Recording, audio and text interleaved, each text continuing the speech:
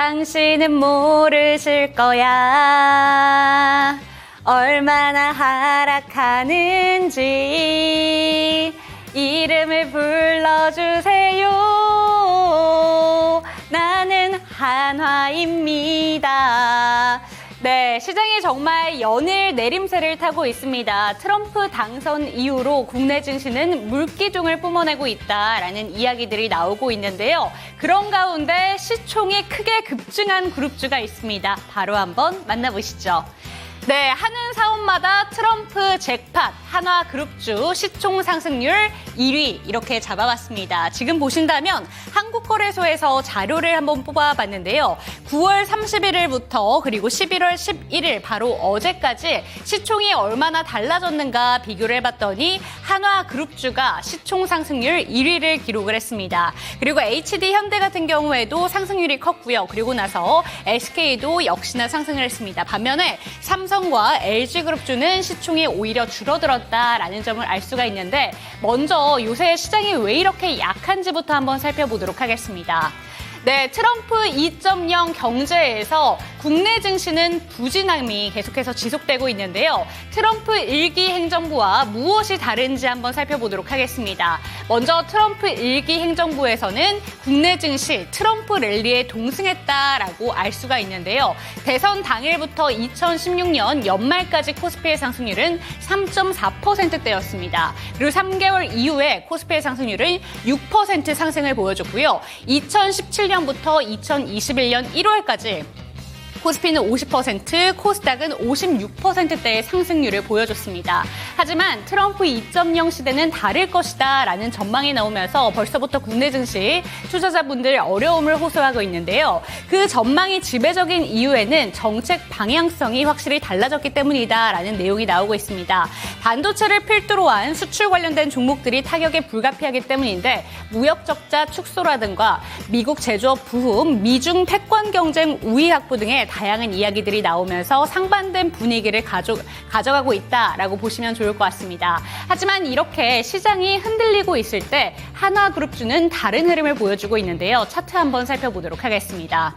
지금 보신다면 한화시스템과 한화에어로스페이스의 차트를 살펴보시면 좋을 것 같은데 8월 달과 9월 달에 저점 부근에서 좀 있었던 그룹주의 주가가 지금 보시는 것처럼 시원하게 상승을 했습니다. 오늘 같은 경우에도 11월 12일 오늘 주가 차트를 봤을 때도 52주 신고가를 기록을 하면서 사상 최고치를 경신하고 있는데요. 방산 관련된 종목들 확실히 강한 흐름을 보여주고 있다는 점 아실 수가 있습니다. 트럼프 랠리의 대표적인 수혜주로 뽑히고 있는 방산 섹터를 보유하고 있기 때문인데 다음 화면도 띄워주시죠.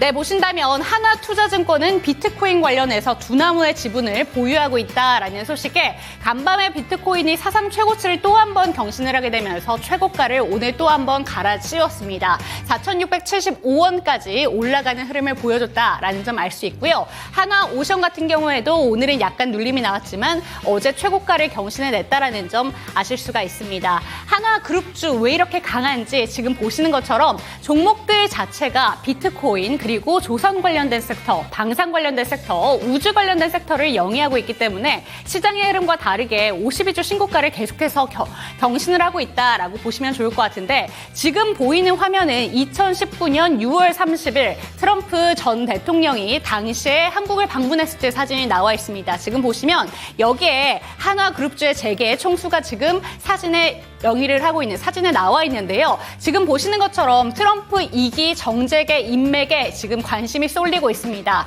깜깜이었던 1기와 다르게 당시에 어떤 분들이 트럼프 대통령을 만났는가 이런 부분들을 집중을 하고 있는데 김승연 이 회장이 계속해서 언급이 되고 있기 때문에 하나그룹주 같은 경우에는 트럼프 2기에서도 좀 주목을 받을 것이다 라는 내용들이 나오고 있습니다. 그리고 나서 이제 하나그룹주 다음으로 HD그룹주 자체도 지금 지속적으로 상승 랠리를 펼쳐주고 있는데요. 52주 신고가 행진까지는 아니지만 그래도 보시는 것처럼 시장과는 다른 흐름을 보여주고 있다라는 점 아실 수가 있습니다.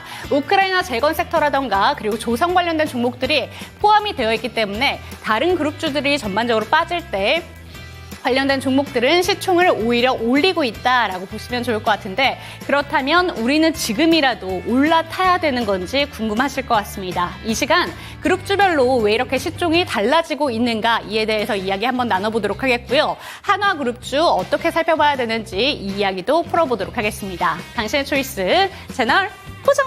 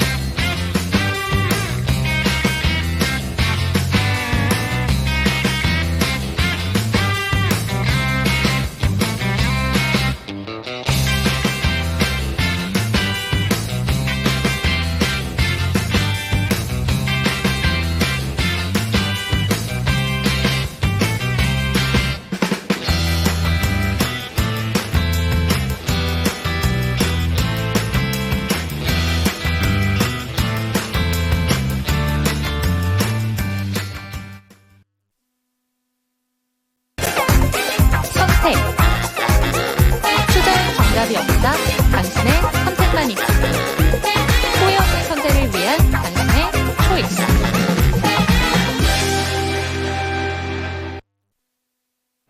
네, 후회 없는 선택을 위한 당신의 현명한 초이스를 도와드릴 저는 이은지고요. 이 시간 함께 하실 전문가부터 소개해드리도록 하겠습니다. 유한타증권의 지물상 차장과 이 시간 함께합니다. 차장님 안녕하세요. 네, 안녕하세요. 네, 오늘 시장 어떻게 보셨는지부터 여쭤보고 싶습니다. 시장 자체가 너무 지속적으로 밀려 내려오고 있어요. 월봉 기준으로 봤을 때 5개월 연속 지금 내림세를 보여주고 있는데 시장 자체가 이렇게 흔들리는데 언제쯤 반등이 나올 수 있을지 반등은 아니더라도 좀 멈춰줬으면 좋겠다 싶기도 하거든요. 어떻게 보셨을까요? 반등의 시기는 이제 결국은 우리나라 증시의 시가총액 상위 종목군들을 차지하고 있는 IT 테크 업종들의 반등의 시기가 언제냐로 접어서 말씀드려야 될 것 같은데요. 기본적으로 이제 삼성전자가 제일 중요한 것 같아요. 삼성전자 주가가 이렇게 오늘 거의 뭐 3% 정도대 하락을 했는데 지금 이제 뭐 거의 5만 원대를 지키지 않느냐의 어떤 기로점에 놓여 있는 단계인 것 같고요. 뭐 이래저래 얘기가 삼성전자 관련된 부분들이 있어서 노이즈가 굉장히 많이 나오고 있잖아요. 가장 중요한 부분들은 올해 이번 연도 이제 연말 인사가 어떤 식으로 진행을 되느냐에 따라서 관련된 노이즈로 인해서 삼성전자가 다시 한번 시장에 관심을 가질 수 있을 만한 가능성이 있냐 없냐는 결국 시장이 판단을 할 걸로 생각이 들고 있고요. 결론적으로 봤을 때는 여전히 이제 삼성전자 같은 경우는 이제 엔지니어가 이제 회사를 진두유지를 하냐 아니면은 매니지먼트 쪽에 되는 인력들이 회사를 진두지휘하냐 그러한 어떤 기로점에 놓여 있는 거 아닌가라는 생각을 하고 있습니다. 가장 중요한 부분들은 뭐냐면 결국 이제 IT 테크 업종들 같은 경우는 선단 라인에서의 어떤 투자가 지금 계속적으로 HBM이라든가 AI 쪽 말고는 미진한 성과를 계속적으로 나오고 있는 부분들에 있어서 그런 부분들이 좀 시간적인 부분들에 있어서 좀 필요한 부분들이 있었는데 이제 아니나 다를까 중국 특히나 이제 CXMT 같은 레거시 반도체 쪽 위주로 하는 D램 16나노 이하급에서 계속적으로 이제 물량 공세로 치고 나오다 보니까 그쪽에 어떤 익스포저가 있는 삼성전자라던가 뭐 기타 뭐 종합 반도체 IDM 업체들 같은 경우도 좀 영향이 있는 거 아닌가라는 생각이 들고 있고요. 반면에 SK 하이닉스 같은 경우는 거의 PBR 한 2배 조금 넘는 선에서까지 올라와 있고, 삼성전자 같은 경우는 PBR 1배 정도 돼 있는 상태인데, 과연 그러면 이제 SK 하이닉스가 PBR 2배 정도의 어떤 프리미엄을 받을 만한 근거가 되느냐, 되지 않느냐는 결국 연말 4분기 실적 이후로 실적 퍼포먼스가 어느 정도 나와주느냐에 따라서 갈림길에 놓여 있다라고 생각이 들고 있고요. 결과적으로 이제 정리해서 말씀을 드리자면 지금 여전히 한국 IT 반도체 같은 경우는 이 계속적으로 이제 장비 따는 회사들도 있고 그리고 소부장 업체들도 있는데 이러한 어떤 소부장 업체들 같은 경우가 최근에 노이즈 나오고 있는 것들 보면은 이제 이게 글로벌 기업들과의 어떤 경쟁에서의 우위를 점하려고 하는 부분들이라기보다는 가령 이제 한미반도체 같은 경우는 지금 하나정밀기계랑 TC본더를 누가 SK하이닉스에 먼저 되냐라기보다는 하나정밀기계가 SK하이닉스에 언제 TC본더를 납품을 하냐에 따라서 한미반도체가 지금 현재 독보적으로 진두지휘하고 있는 MS를 뺏길 수 있느냐 없느냐 결국은 이거는 그 국내 회사들끼리의 어떤 싸움이거든요. 그렇죠. 결국은 지금 정해져 있는 시장 파이를 가지고 누가 더 먹냐 먹지 않느냐 그런 집안 싸움이라고 생각이 들고 있기 때문에 이런 부분들에 있어서 조금 이제 소모적인 어떤 싸움이 되지 않을까라는 부분들이 있어서 결국 시장에 대한 분위기는 IT 테크 업종들의 주가가 올라가 주려면 결국은 글로벌리하게도 시장이 굉장히 좀 큰 폭으로 어떤 개편이 돼야 된다라고 생각이 들고 있고요. 삼성전자의 주가를 발목 잡고 있는 가장 큰 이유는 이렇게 여유 현금 흐름이 있음에도 불구하고 아직까지도 이렇다 할 M&A를 진행하지 그렇죠. 못하고 있는 부분들이 결국은 삼성전자의 프리미엄을 디스카운트 갉아먹는 그런 현재의 형국이라고 보여지고 있기 때문에 삼성전자는 하만 이후로 이렇다 할 M&A 한 적이 없어요, 지금. 결국 이렇게 현금만 쥐고 있고, 뭐 설비 투자 계속 한다고 얘기를 하지만 그런 부분들은 사실 시장의 프리미엄을 갉아먹는 일이라고 생각이 들고 있습니다. 그래서 반등의 시점은 결국 이러한 모멘텀들이 결국 현실화 되냐, 되지 않느냐에 따라서, 갈려 있다라고 생각이 들고 있고, 당분간은 삼성전자는 조금 경쟁적인 부분들에 있어서 프리미엄을 받지 못할 상황까지 내려온 것 아니냐라는 어떤 평이 가장 많다라고 말씀을 드리고 싶습니다. 네, 채팅창에도 내일 시장은 좀 어떨까요? 이런 이야기들이 나오고 있는데 시장의 상방으로 올라가기 위해서는 결국에 IT 테크 업종들의 반등이 힘을 받아야만 합니다. 하지만 지금 자체로 본다면 그 상방으로 올라갈 만한 그런 모멘텀들을 강하게 갖고 있지는 않다라는 점을 좀 이야기해 주셨으니까 참고가 되셨으면 좋겠습니다. 그럼에도 불구하고 우리는 늘 힌트를 찾아야 합니다. 어떤 종목에서 수익을 조금 만들어낼 수 있을까? 좀 회복을 할 수 있을까? 이런 부분들을 생각을 해봐야 될 텐데 오늘장 제가 들고 온 초이스 종목이 한화그룹주를 한번 살펴봤습니다. 시총이 확 달라졌다라는 내용이 나오고 있는데 오늘 기준으로 봤을 때 8조 정도가 늘어났다고 하더라고요. 한화그룹주 같은 경우에는 하는 사업마다 지금 트럼프 잭팟의 효과를 받고 있다라고 하고 있는데 비트코인, 우주항공, 조선, 방산까지 트럼프 랠리로 받아가는 모든 종목들이 한화그룹주 안에 녹아져 있습니다. 오늘 한화 지주 자체도 2%대 좀 오르면서 마감을 보여줬는데 하나그룹주 어떻게 보실까요? 너무 좋죠, 지금. 이 국내 시장 분위기도 솔직히 속단 말로 약간 개판난 상태라고들 얘기를 하는데 지금 하나그룹 자체적인 부분들을 보면은 금융 쪽, 보험 쪽과 증권 쪽이 일부 있고요. 그리고 이제 증권 쪽은 조금 힘이 좀 약한데 손보 쪽이라던가 생명 쪽 같은 경우 그래도 업계 MS를 좀 독보적으로 차지하고 있는 비중을 가지고 있고 자회사 중에서는 하나 솔루션 말고는 사실 지금 시장에서 대부분의 어떤 주도주 내지는 프리미엄을 받을 만한 회사들이 주력을 하고 있습니다. 그리고 한화 같은 경우는 뭐 우스갯소리로 말씀을 드리는 거기는 하지만 본인들이 직접 키운 사업보다 M&A로 이룩한 사업의 성과가 훨씬 더 크다라고 말씀을 드리는 게 맞지 않을까 싶어요. 이게 하나생명이 결국은 지금은 이제 사명을 변경을 했지만 과거에는 대한생명이었고 그리고 지금 인수합병하고 있었던 하나 에어로스페이스 같은 경우는 지금 삼성 테크윈이랑 합병을 진행을 했고 그리고 하나 오션은 몇 해 전까지만 하더라도 대우조선해양이었고요. 그리고 하나 엔진도 제가 알기로는 어떤 딜로 진행이 된 걸로 알고 있는데 그거는 제가 좀 기억이 잘 안 나네요. 그래서 결론적으로 보면 한화는 총포 사업 말고는 정말 성공적인 M&A로 부를 이룬 그룹이지 않을까 이런 생각을 하고 있고 뭐 지금 보면은 자회사 간에서도 굉장히 역량이 다 하나 두 개씩 정말 시장의 주도주로 인식이 될 만큼의 어떤 종목들이 좀 꽤 많습니다. 지금 특히나 이제 하나 에어로스페이스도 그렇지만 이번에 좀 분산 하나 인더스트리얼 솔루션이죠. 네. 이쪽 100% 자회사 가지고 있는 하나 정밀기계가 결국은 한미 반도체랑 TC 본도에서 SK 하이닉스에 납품하니 많이 하고 있는 경쟁사 중에 하나라고 불리우고 있는데요. 이런 부분들은 좀 시간이 좀 지나면 결국 시장이 평가를 해줄 거고요.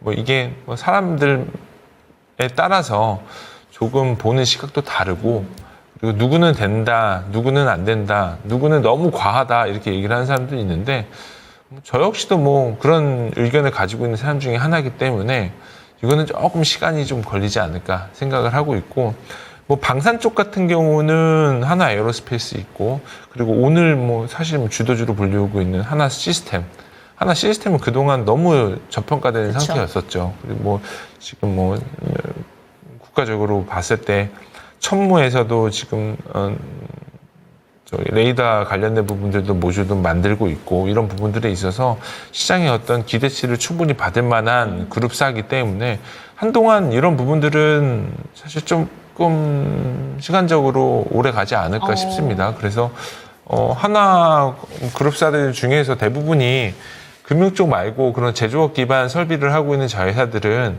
대부분 이제 방산 쪽과도 연결고리가 있고요.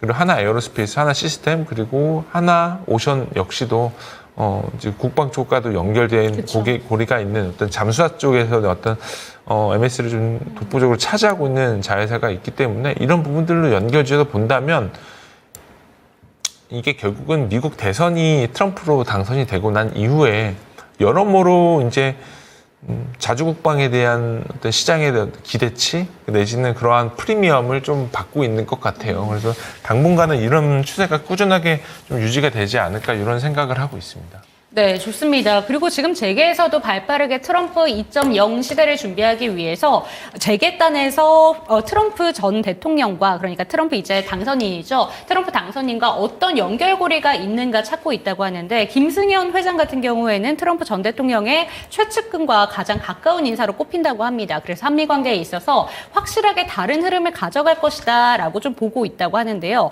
그렇다면 질문을 드리자면 한화그룹주 지금이라도 조금 탈 수 있을 만한 종목이 그 여러 가지 사업 중에서 어떤 종목이 있을까요? 제일 좋아 보이는 거는 사실 하나 시스템이 제일 좀 좋아 보이고요. 하나 시스템 같은 경우는 사실 경쟁사로 불리우고 있는 게 LIG 넥스원인데 네. 이제 유도로켓 개발하고 있는 천무라는 게 있잖아요. 그게 이제 LIG 넥스원에서 주력으로 개발을 했는데 그게 이제 국방 사업 관련된 부분들에 있어서 국방부에도 같이 그 예산 지원을 받고 있고요. 그리고 이 수주 관련된 부분들에 있어서 단독으로 넥스원이 진행을 하고 있는 부분들이 아니라 하나 시스템이랑 지금 진행을 하고 있는 걸로 알고 있어요. 그래서 일부는 지금 천모에 들어가고 있는 레이더가 A사 레이더인데 A사 레이더를 하나 시스템이 납품을 하는 걸로 알고 있고 이런 부분들에 있어서 결국은 이 방산 쪽 같은 경우가 그동안에 이제 국내 방산 회사들 뻔하게 올라갔던 종목들이 뭐 현대로템, 하나 에어로스페이스, LIG 넥스원, 한국항공우주 이렇게 4개로 불리었는데 하나 시스템은 사실은 약간 서브단의 종목으로 좀 불리우고 있었습니다. 근데 지금 오늘 기점으로 볼 때는 사실 그동안에 못 올랐었던 거 감안한다 하더라도 단기간에 급격하게 올라가고 있는 모습을 보이고 있어요. 그럼 분위기상 봤을 때는 충분히 하나 시스템이 프리미엄을 받을 만한 밸류까지 올라와 있는 상태다라고 보시는 게 맞지 않을까 싶어서 저는 그룹주 기준으로 볼 때는 하나 시스템이 제일 탑픽인 것 같습니다. 네, 좋습니다. 그룹주 내에서 한 가지 종목을 택하신다면 그중에서는 하나 시스템이 그동안 방산 섹터 내에서 저평가를 받아왔기 때문에 지금 올라타도 될 종목으로 꼽아주셨으니까 참고가 되셨으면 좋겠습니다. 그렇다면 이쯤에서 차장님의 초이스 두 가지 종목 화면으로 만나보시죠. 네, 반도체로 갑니다. 한미반도체와 이수페타시스 들고 오셨는데 어제 제가 이 시간에 초이스를 했던 종목이 이수페타시스입니다. 유상증자 이슈로 인해서 참 많은 투자자분들을 힘들게 했었던 종목이고요. 한미반도체 같은 경우에는 오늘도 좀 긍정적인 이슈가 한 가지 나온 걸로 알고 있는데 오늘장 초이스 종목부터 한번 여쭤보도록 하겠습니다. 어떤 종목 초이스 하셨을까요? 한미반도체 초이스했습니다. 네, 좋습니다. 그럼 한미반도체에 대한 이야기는 잠시 뒤에 여쭤보도록 하겠고요. 이수페타시스부터 한번 살펴보도록 하겠습니다. 이수페타시스 공시 이슈 이후로 기업 자체에 대한 신뢰도가 많이 손상이 됐다라는 이야기들이 나오고 있습니다. 공시 내용을 어제 차장님과 함께 이야기를 해봤으면 좋았을 것 같은데 하루가 좀 지난 상황이지만 공시가 나온 그런 테이블 같은 경우에도 좀 어떻게 보셨는지 그리고 오늘 반등이 살짝 나왔는데 어떻게 하는 게 좋을까요, 차장님? 근데 사실 이 내용 공시는 제가 저번 주에 이제 이수페타시스 관련된 거를 시장의 루머가 네. 5천억이라고 말씀드렸는데 정확하게 5천억으로 나왔어요. 이게 뭐 내용을 듣자면 MLB 기판, 그러니까 결국 캐펙스 증설이 2,500억이고 제2호 인수가 3천억이거든요. 근데 뭐 가타부타 모든 악재 이런 거 다 정리하고 그동안에 어떤 회사의 시가총액, 일자별 시가총액 기준으로 나래비 세워서 이제 정리를 해서 말씀을 드리면, 이 내용이 나오기 이전에 이수페타시스, 그 전에도 좀 조정을 받고 있던 찰나에서, 일자별로 볼 때 시가총액이 이수페타시스가 언제 기점이냐면 10월 24일 기점으로 시총이 2조 8천억이었거든요. 2조 8천억부터 쭈르륵 빠졌어요. 거의 뭐 2주 동안 빠졌죠. 그러다가 내용이 이제 본격적으로 나오고 2조 8천억에서 오늘 종가 기준으로 1조 5천억이에요. 그러면 거의 대략 1조 5천억이 녹았거든요. 근데 1조 3천억이 녹았죠. 근데 증자를 대략 5천억 한다고 생각을 하면 증자를 하고 나서 이게 결국 유상증자로 인한 악재는 100%는 아니라고 보여져요. 네. 왜 그러냐면 일단은 5,500억 유상증자를 하는데 결국 물론 이제 신주가 발행이 되면서 주주가치 희석에 대한 부분들은 감안을 하지만 실질적으로 MLB 기판 투자는 이거 증설이거든요. 근데 당연히 증설을 해야 돼. 이수 같은 경우는 지금 뭐 글로벌 뭐 G사라던가 N사라던가 뭐 이쪽에서 계속 증설 요청이 있는 부분들이 있기 때문에 그거에 대한 대응을 하려면 지금도 늦었다고 네. 얘기를 하시는 분들이 많은데 일단 그런 거 감안하더라도 증설을 2,500억 한다라는 건 그냥 오케이인데 제2호 인수가 3천억이라는 거죠. 이게 결국 이제 인수를 한다라고 하게 되면 왜 하필이면 이수페타시스가 인수를 받아야 되냐? 왜 그러냐면 사실 이수 스페셜티 케미칼 다른 자회사가 있는데 그 이수 스페셜티 케미칼이 항아리튬을 생산하고 있기 때문에 사실은 그룹사 입장에서 볼 때는 수직 계열을 하려고 하면 이수 스페셜티 케미칼이 인수를 하는 게 사실은 뭐 사업의 어떤 수직 계열화도 그렇고 그러다 시그널 그런 어떤 사업적인 어떤 시그널도 마찬가지고 이런 부분으로 봤을 때 제2호 인수를 페타시스보다는 스페셜티 케미칼에서 인수를 하는 게 사실상은 더 맞았다라고 얘기를 불리우고 있는 사람들이 많아요. 근데 저도 이걸 좀 봤는데 이게 이제 이수페타시스의 최대 주주는 지금 현재 주 이수고요. 이수 스페셜티 케미칼의 최대 주주도 주 이수인데 두 회사 비교를 하자면 김상범 씨가 7.4% 가지고 있고 김상범 씨가 이수 그룹 회장이고 이수 페타시스는 김상범 씨가 지분을 가지고 있는 게 거의 1% 내외예요. 그러면 이수 스페셜티 케미칼을 통해서 유상증자를 하게 되면 이수 오너가 손해볼 건 없다는 거죠. 이수 스페셜티 케미칼로 인해서 유상증자를 할 경우 김상범 씨가 이수 스페셜티 케미칼의 지분을 7% 가지고 있기 때문에 거기에 걸맞는 주주가치 희석이 있어요. 네. 근데 이수 페타시스로 인수를 할 경우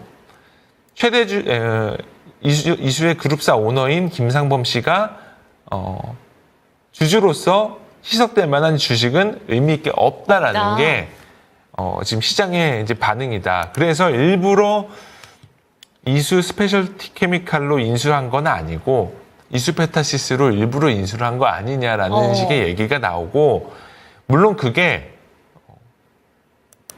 그런 영향이 있을 걸로 저는 네. 생각이 들고 있거든요. 왜냐면 본인이 아무리 오너라 하더라도 본인 지분이 희석되는 거는 원치 않을 가능성이 높다라는 거고요. 둘 다 주 이수가 대주주로 가지고 있는 회사이기는 하지만 결국은 법인이 손실을 보는 거지 개인이 손실 보는 건 아니기 때문에 이런 부분들로 인해서 뭐 여러 노이즈가 많이 나올 걸로 보여지고 있고, 다만 회사의 본업적인 부분들은 너무 좋습니다. 본업은 너무 좋은 부분들이 있고, 그리고 MLB 기판 같은 경우는 사실 글로벌 이제 빅테크 업체에서도 여러모로 증설을 요청을 하는 부분들이 있고, 그리고 그러한 어떤 캐파 가동률 기준으로 80%가 넘어가는 가동률을 보이고 있는 부분들은 대부분의 이제 제조사들은 100%의 가동률을 보이는데, 이게 이제 유지 보수 비용도 있고 그리고 이제 교대 비용도 있기 때문에 100% 가동을 못 해요. 그래서 80% 정도 가동률을 보이고 있다라는 건 사실상 풀캐파라고 보시는 게 맞습니다. 그래서 이게 저는 근데 지금 이수페타시스가 안 좋다라고 말씀드리는 거라기보다는 단기간 주가가 회복하기에는 조금은 어려울 수도 있겠다는 생각이 들고 있어요.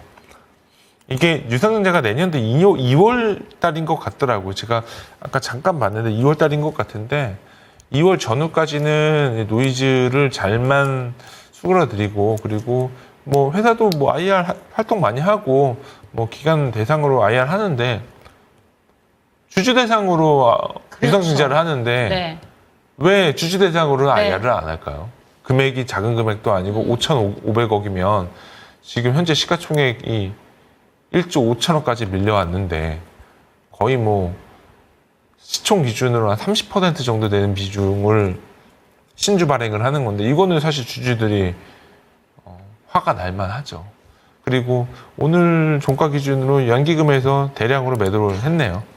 42만 주 정도 매도가 나와서 뭐 거의 지분 0.6% 정도 매도가 나왔는데 아이러니합니다. 그래서 정리를 해서 말씀을 드리자면 이수페타시스는 지금 굉장히 저렴한 건 맞아요. 저렴하고 제 생각은 회사도 요거를 본인들 회사도 좋다라는 걸 감안하고 베팅을 한 거네요. 이때 증자 네. 이때 증자하면 언제 하냐, 그거 감안해서 유상증자를 한 거라고 생각이 들어요. 뭐 이거는 저희 개인적인 생각입니다. 5,500억 유상증자를 하고 3,000억 제휴 붙여서 3,000억까지 진행을 하는 건데, 이게 사실 내용을 뜯어보면 제이오가 지금 이게 대주주 보호 예수가 걸려 있는 상황이라서 매도를 할 수가 없었는데 거래소에서 이걸 예외적으로 인정을 해줬다고 얘기를 합니다. 이거는 뭐 여러모로 얘기가 많이 나왔겠죠. 뭐 제이오의 최대 주주의 어떤 뭐 일신상의 문제도 일부 있다라고는 얘기는 하는데 그 일신상의 문제가 뭔지는 모르겠습니다만, 어쨌든 회사 제이오는 뭐 작년 올 초부터 시장에서 뭐 비공개적으로 매물이 나왔다는 얘기가 나온 걸 이수 페타시스가 그거를 낼름 물은 거 아닌가 생각이 들고, 감안하자면 2조 8천억에서 1조 5천억까지 밀린 그 초호황기, 창사 이래 최고 호황기인 회사가 시가총액이 거의 한 달도 안 되게 1조 3천억이 녹았습니다. 증자를 5,500억 하는데 여기서 추가적으로 5천억이 더 밀렸거든요. 그러면 저는 락바텀은 온 것 같다라는 생각은 들어요. 요 자리에서 2만 원 혹시라도 깨지게 되면 네. 저는 조금 세게 매수를 해봐야 되지 않을까 이런 생각을 하고는 있는데 단기간에 주가가 회복을 하지는 않을 걸로 생각이 들어서 오늘 초이스하지 않았다라고 말씀을 드리고 싶고 뭐 회사는 너무 좋은 상태인 거는 분명히 맞기 때문에 그런 거 감안한다 하더라도 좀 저렴한 상태인 거는 분명히 맞습니다. 네, 회사 자체도 좋고 시설 투자에 대한 이유는 있습니다. 명분이 있는 좀 유상증자였기 때문에 그 부분을 감안하고 봤을 때 지금 주가가 바닥에 놓여 있는 건 맞는 것 같다라는 점 짚어주셨습니다. 하지만 신뢰가 깨진 상태에서 이게 반등이 다시 한번 나오기에는 시간이 오래 걸릴 것이다라는 점 참고해 보셨으면 좋겠는데요. 채팅창에 그 공시와 관련해서 오늘 이수그룹주 내에서 이수화학하고 이수 스페셜티 케미칼이 주가가 정말 잘 나왔잖아요. 혹시 이 종목들은 오늘 정말 센 반등이 나왔는데 어떻게 바라보는 게 좋을까요?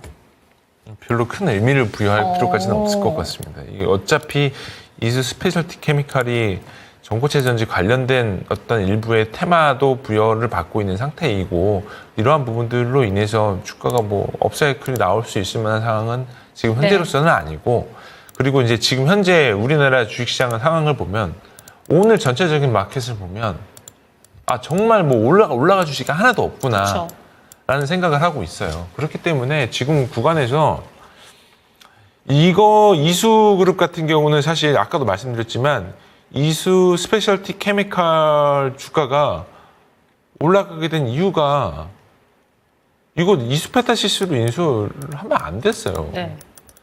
근데 주가가 이런 식으로 올라가 버리면 이수페타시스 주주들은 열불나죠. 그러니까 이런 부분들은 사실은 회사에서 무슨 생각으로 인수를 한 건지는 모르겠습니다만 근데 뭐 그냥 저의 개인적인 어떤 소설이지만 그냥 오너 지분 희석될까 봐 이렇게 한 거 아닌가라는 생각이 드는 거죠. 그럼 반사이익을 얻었다 정도로 보면 되는 거겠네요. 그 정도로 해석을 하는 게 맞을 것 같습니다. 네, 좋습니다. 참고가 되셨으면 좋겠고 그렇다면 초이스 종목으로 한번 넘어가 보도록 하겠습니다. 오늘 좀 주가는 밀렸는데 한미반도체 들고 오셨어요. 자사주 취득 신탁 계약 소식이 나오면서 3년간 총 2,800억 보도기사가 나왔습니다. 그래도 주가는 반등이 안 나오면서 지금 19만 원대에서 언제 이렇게 밀렸는지 모르겠습니다. 정확히 반토막보다 좀 더 난 종목이잖아요. 네. 이 반도체 종목들 전반적으로 힘든데 사실 한미반도체 같은 경우에는 회사 차원에서 그래도 정말 잘하고 있다라는 생각이 드는 계속해서 뭔가 방어해주는 듯한 그런 느낌은 보여줘서 내가 만약에 주주라면 감사하다는 입장은 들 것 같아요. 그런데 주가가 왜 이렇게 반응이 안 나올까라는 생각이 들기도 하거든요. 어떻게 보실까요? 한미반도체는 사실 거의 2년 동안 자사주 매입을 1,500억 이상 해줬고요. 그리고 아니나 다를까 오늘도 장중에 400억 정도 다시 또 취득을 한다고 얘기를 했어요. 이 정도면 주주 물론 이제 매매 차익으로 인한 손실은 사실은 가슴 아프고 어쩔 수 없는 거지만 회사 입장에서는 할 수 있는 건 지금 다 하고 있는 상태예요. 그리고 자사주 소각까지 지금 진행을 한다고 얘기를 하니까 일부 한 차례 했고요. 이 뭐 누적적으로 봤을 때는 지금 이 FNG 가이드 기준으로 볼 때는 한 대략 160만 주 정도 가지고 있는 걸로 확인이 되는데 일단 한미 반도체는 주가가 왜 빠졌냐라고 보자면 첫 번째로 하락하게 된 가장 큰 계기는 IT 특히 이제 AI 관련된 부분들에 있어서 노이즈가 발생이 됐죠. 결국 AI에 대한 성장성에 대한 의문점이 일부 있었고요.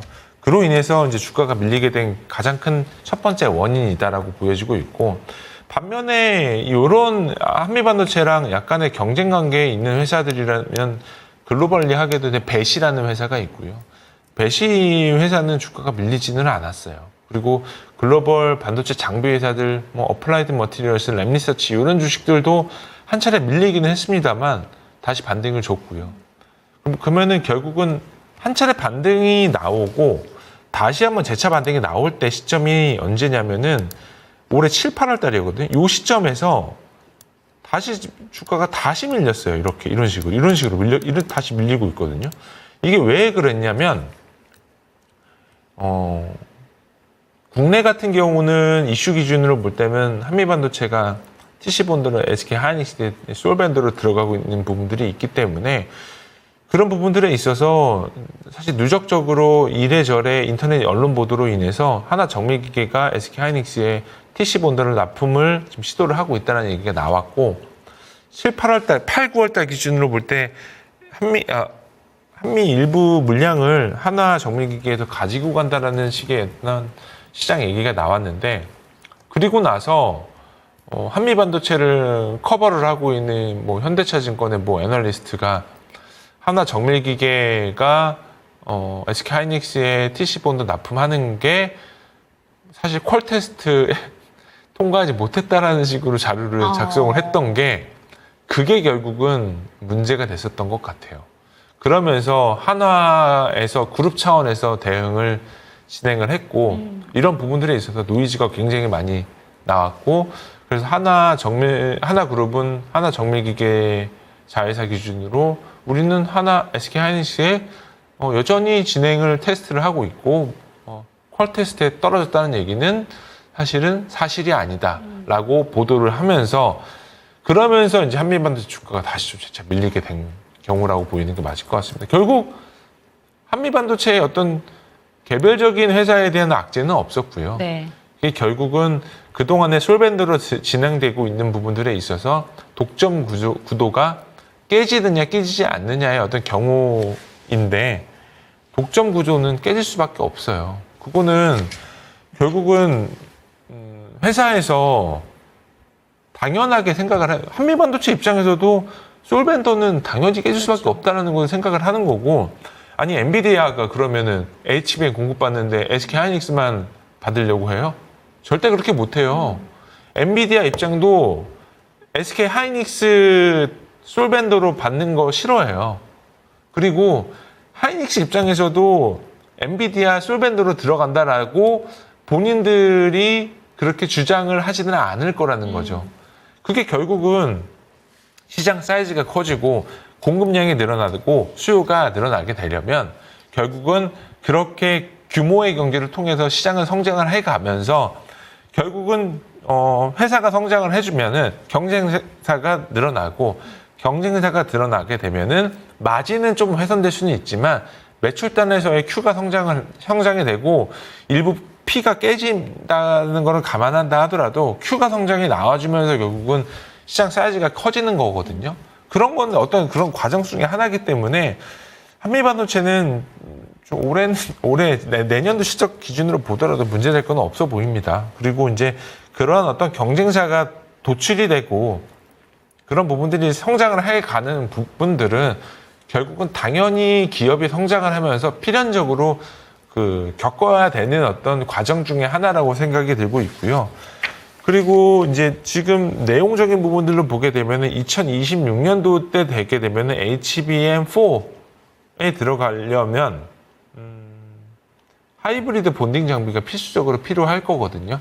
이게 이제 기술적인 로드맵이 그쪽으로 가냐 가지 않느냐는 아직 확정난 거는 아니기 때문에 어떻게 된다라고 말씀을 드릴 수는 없겠지만 이게 가령 단수 기준으로 볼 때 HBM4가 적층 구조가 16단 이상 올라가게 되면은 거기서 TSV 본딩으로 뚫어야 되는데 그게 뚫지 못하다 보니까 그래서 하이브리드 본딩 기로 무조건적으로 가야 된다는 논리가 시장에서는 작용이 되고 있는 부분들이 있어서 그래서 2026년도 때 되게 되면 한미반도체는 다시 한번 재성장 가도를 거침없이 갈 가능성이 저는 충분히 높아 보인다라고 말씀을 드리고 싶기 때문에 현재로서는 이제 주가의 하방은 최악을 반영하고 있는 단계 중에 하나라고 보여지고 있고요. 그리고 지금 한미반도체 같은 경우는 하나정밀기계를 경쟁사로 둘 수 있겠지만 하나정밀기계가 SK하이닉스의 퀄 테스트에 통과가 돼서 양산품을 납품을 한다 하더라도 초반에는 물량을 그렇게 크게 가져갈 수는 없을 거예요. 그렇기 때문에 한미반도체가 고객사가 SK하이닉스만 있나요? 지금 마이크론도 있고 그리고 마이크론 물량을 꽤 많이 받은 걸로 알고 있어요. 그래서 이런 부분들을 감안한다 하더라도 이러한 어떤 HBM 로드맵 기준으로 볼 때 HBM3랑 HBM3E 기준으로 볼 때는 TC 본딩 납품 스토리도 상당 부분 내년에도 유효할 걸로 보여지고 있기 때문에 지금의 어떤 하락은 현재 IT 테크 업종의 최악의 스토리를 반영을 시키고 하락을 하고 있는 부분들 중에 하나이기 때문에 이런 부분들로 보면은 어느 정도 선에서는 저는 좀 반등을 좀 나올 만한 상황이지 않을까 이런 어떤 기대 아닌 기대를 하고 오늘 초이스 종목으로 가지고 나와봤습니다. 네, 좋습니다. 채팅창에서도 한미는 오너마인드 정말 칭찬합니다. 우리나라 기업들 본받아야 한다라는 이야기가 나오고 있습니다. 어려운 시장 속에서도 오늘도 좌사주 취득 소식을 전해온 한미 반도체 오늘장 차장님의 초이스로 가져오셨으니까요. 참고가 되셨으면 좋겠습니다. 화면으로 만나보시죠.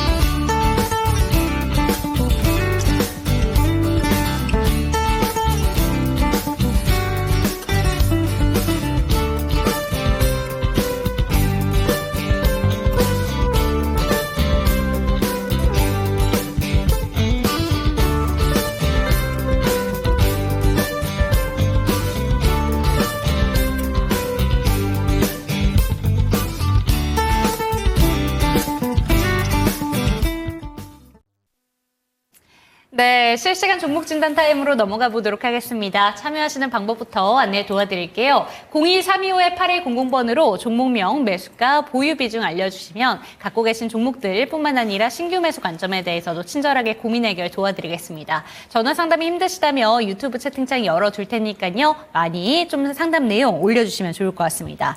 네, 첫 번째 종목 이야기를 해보겠습니다. 지금 채팅창에서도 폭포수 같은 국내 증시인데 갈놈은 갑니다 라고 이야기를 해주시고 계신데 그 갈놈 한번 체크해 보도록 하겠습니다. 김계식님의 종목이고요. 컴투스 홀딩스 살펴볼 텐데 28,300원에 보유하고 계시고 지금 10%입니다. 그런데 지금 평단가는 손실 중이네요. 그런데 오늘 상한가의 주인공입니다. 비트코인 정말 미쳤습니다. 기분은 좋은데 매도 시점 부탁드립니다 라고 이야기를 해주셨습니다. 비트코인의 시총이 한국 증시를 뛰어넘었다라는 내용까지 들려오면서 허탈감이 정말 심해지시는 분들 많으실 것 같은데 김계식님만큼은 예외일 것 같습니다. 매도 시점 어떻게 잡는 게 좋을까요?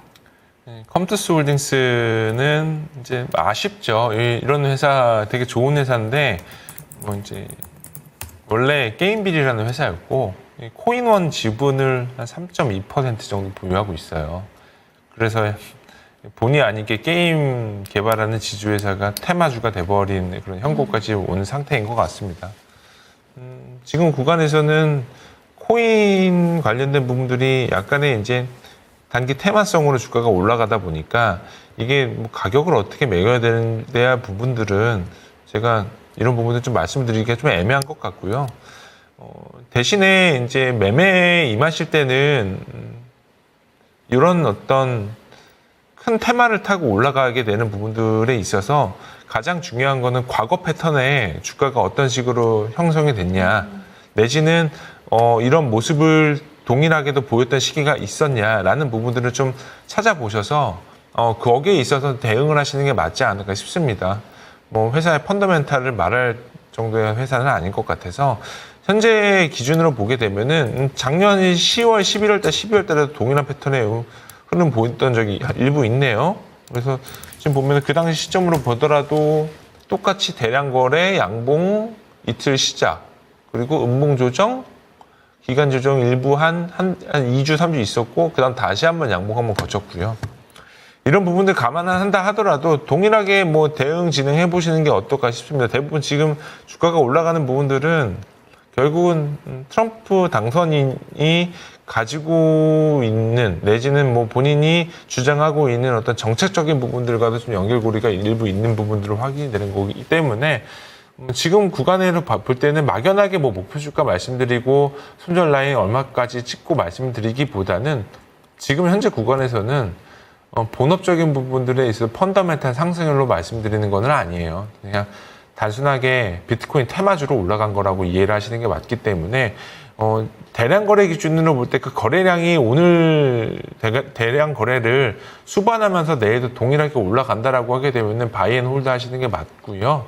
그게 아니라고 하면은 매도하시고 나오시는 게 맞지 않을까 싶습니다. 그래서 지금 현재 기점으로는 오늘 종가 기준으로 플러스 15% 상단까지 보는 게 맞지 않을까 싶고 손절은 그냥 60일선 깨지면 매도하시는 게 맞을 것 같아서 22,600원 말씀드리겠습니다. 네, 좋습니다. 컴투스 홀딩스 본업으로 올라가는 게 아니라 지금 비트코인 관련된 종목으로 올라가고 있기 때문에 테마주의 성격을 띠기 때문에 좀 조심하셔야 된다라는 점 짚어주셨고요. 오늘 거래량이 대량으로 수반이 돼서 상한가로 마감이 된 만큼 상방으로는 15% 정도까지 열어주셨다는 점 참고가 되셨으면 좋겠습니다.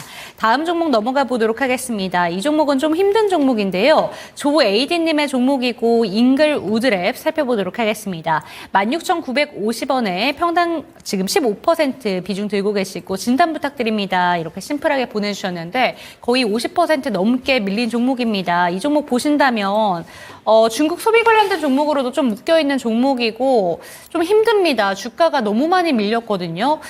그런데 중국 관련된 종목들 전반적으로 밀림세가 나오다 보니까 이게 회복이 가능할까라는 부분에 의문점이 드실 것 같아요. 어떻게 하는 게 좋을까요? 사실 잉글우드랩 같은 경우는 이제 중국 쪽이랑 연결돼 있다라는 것보다는 이제 북미 쪽 공장을 하나를 가지고 있는데 네. 이게 토토아에 이제 있는데 엊그저께 10월달 수출 데이터가 나왔는데 대부분 화장품 섹터들이 다 안 좋게 나왔어요. 그러면서 주가가 밀리는 거고요. 그와는 또 별개로 이제 트럼프 대통령 당선자가 대통령이 되고 나서 이 일부 중국 쪽 앵글을 가지고 있는 소비 재단에서의 디스카운트 요인이 일부 좀 발생이 될 수도 있겠다라는 가정치의 어떤 이프 가정법 매매 스토리가 한번 발동이 된 것 같아요. 이게 어떤 내용이냐면 트럼프 대통령이 되게 되면은 결국은 관세를 좀 매길 수 있겠다라는 얘기가 나오면서 그리고 중국 관련된 부분들 그러면은 중국 소비재 관련된 섹터들에 있어서 관세 노출이 일부 생길 수 있겠다라는 얘기가 나오면서 그 화장품 섹터들 다시 한번 또 미는 형국이 나와버린 거거든요. 이게 결국 보면은 지금 잉글우드랩도 주가가 굉장히 많이 밀렸지만 OEM 화장품 OEM 업체를 대표하는 회사인 코스메카 코리아 같은 경우도 네. 주가가 오늘 많이 밀렸어요. 엊그저께 또 확 밀렸고 네. CNC 엔터 같은 경우는 아예 박살이 났죠. 되게 무섭습니다. 지금 대략적으로 보더라도 이러한 어떤 방향성을 잡고 주가가 이제 밀리는 부분들은 사실은 여러 요인으로 감안하더라도 이제 이런 부분들은 사실 롱숏 하시는 분들이 많이 매매를 하는 걸로 알고 있거든요. 그래서 올해 2분기 초순경 같은 경우도 화장품 섹터들 괜찮아질 거다라고 해서 주가가 많이 올랐었는데 그동안에 실리콘투 같은 경우는 실적이랑은 별개로 그나마 잘 선방해주고 있는 회사임에도 불구하고 거의 7월달 시장 한번 약간 충격받았을 때 그 가격대 밑단까지 밀려온 상태예요. 그래서 지금 현재 기점으로 봤을 때는 수출 데이터가 이렇게 안 좋았다라는 부분은 결국 이제 실적 발표를 아직 안 한 회사들 일부 있겠지만 결국 4분기 실적에서도 연속성으로 봤을 때 실적이 안 좋아질 가능성이 높다라고 평가를 하는 게 맞을 걸로 생각이 들고 있어서 인그룹드랩은 반등 시 매도하시는 게 맞을 거라고 생각이 들어서 매도 의견 드리는 게 맞을 것 같습니다. 네, 인그룹드랩 지금 많이 밀린 종목입니다. 하지만 지금 눈 딱 감고 좀 매도 결정이 필요하다라는 점 짚어주셨는데 화장품 종목에 대해서 전반적으로 이야기를 해주신 김에 화장품 종목들 K뷰티 관련해서 미국향 특히나 그 수출이 잘 나왔던 화장품 종목들 같은 경우에는 많이 이야기가 나왔던 게 K뷰티가 가성비가 있고 나름 저렴하다. 그런데 상당히 좋다. 그런 부분으로 좀 주목을 받았었습니다. 그런데 보편관세 10%가 적용이 된다면 이런 부분들에 대한 우려는 없는 건지 좀 어떻게 보실까요, 차장님? 내용은 결국 그 앵커님께서 말씀하셨던 것처럼 북미 양쪽 수출 물량이 올해 초부터 급격하게 늘어났었고요. 그리고 뭐 전체적인 엔드 유저 단에서의 어떤 소비가 어떤 쪽에서 소비가 된 거냐라고 묻자면 북미 소비자층 특히나 이제 10대에서 20대 초중반대에서 저렴한 한국 제품의 네. 어떤 소비가 늘어난 건 사실 맞아요. 근데 이제 결국은 시장은 가면 갈수록 이 절대적인 성장 수치를 보는 것보다는 QQ 대비 성장, 전분기, 직전분기, 전월 대비 성장률을 가장 중요하게 평가를 하고 있기 때문에 전월 대비 성장이 나오지 않았다라는 부분들은 결국은 이런 부분들에 있어서 시장에서 피로감을 느끼고 있다라고 네. 말씀을 드리고 싶고 대부분의 이제 화장품 섹터들 같은 경우는 단기간에 또 주가가 많이 올랐잖아요. 단기간에 주가가 많이 올랐기 때문에 그런 부분들에 있어서 프리미엄을 지금 현재 못 받고 있는 상태다라고 말씀을 드리는 게 맞을 것 같습니다.